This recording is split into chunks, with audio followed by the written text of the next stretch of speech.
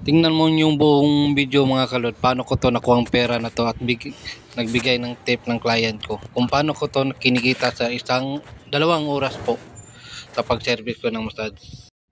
At yan nga lod ay may nag-pay sa akin na isang client na galing po sa Makati. At yan, nagbibihis po ako kasi schedule ko po ay 9 PM po ng gabi. Kaya nagbibilis ako, nagbihis yan mga kalods. Yan oh. Time check outfit. Mga kalodong, simple lang galawan ko kasi more than 8:30 pa yata yan eh, kasi hindi naman nadadali yung kliyente ko, kaya simple lang, hinahingi yung baga lang talaga kasi maga pa naman, di ba? Kaya na-check ako sa forma ko yung kung takto ba yung itsura ko. Yan lang kalod. Time check ako kung gaano ko ka angas ng forma ko kalod, di ba? Yan lang kalod. Yun, tulog yung asawa ko, hindi yun nakita sa video yan kasi tulog yan. Hello!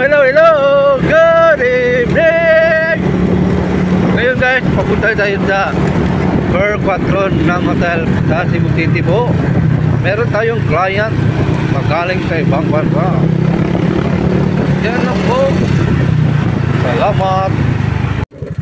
Ayan na Lord, nandito na tayo po sa area ng hotel ng Per 4 ng hotel. Pero hindi ko ipakita yung mukha niya Lord kasi privacy ng client ko eh. Pero at least itong pakita ko, di ba? Proof, di ba, na hindi ako scammer, na masayista talaga. Yan, papunta na tayo sa loob ng Per 4 ng hotel Kaloy.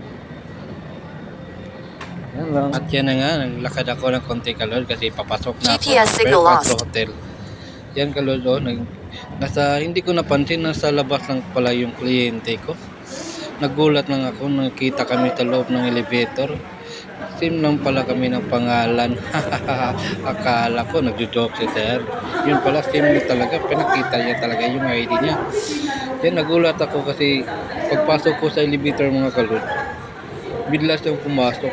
Yan, gulat na gulat talaga ako. Akala ko kung sino, malaking taong yung mama na to. So, sobrang talaga, sobrang laki niya, pero sobrang bait naman talaga. Yan, pumasok na akong bila-bila kalod kasi naghihintay lang akong bumaba yung elevator. Yan, pumasok na ako kalod.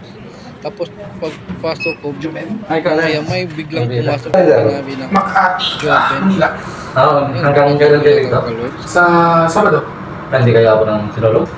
Ang lahat ng tao sinasabi yan na lulupot tuloy ako. Hindi ako makaabot eh. Balik sa opisina eh. Next week na eh, malapit na di ba? Oo. Ba't timing? Anong timing pala? Bawal ba extended? Bawal ba extend eh? Hanap ko ng gusto. Sayang. Sobrang rare kasi maraming tao. Maraming talagang tao kung sinulog. Oo, maraming mga turista yan sir eh.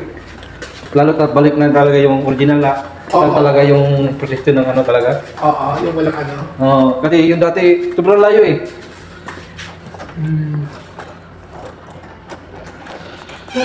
Pasensya na medyo makala. Okay lang sir.